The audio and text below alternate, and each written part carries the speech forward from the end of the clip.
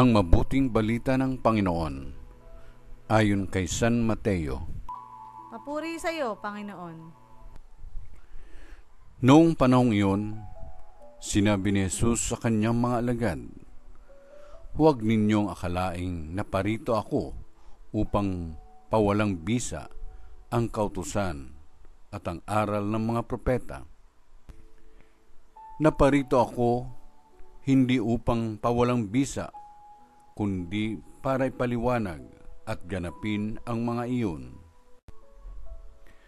Tandaan ninyo ito, magwawakas ang langit at ang lupa, ngunit ang kaliit-liitang bahagi ng kautusan ay di mawawalan ng bisa hanggat hindi nagaganap ang lahat. Kaya't sino mang magpawalang halaga kahit sa kaliit-liitang bahagi nito at magturo ng gayon sa mga tao ay ibibilang na pinakamababa sa kaharian ng Diyos.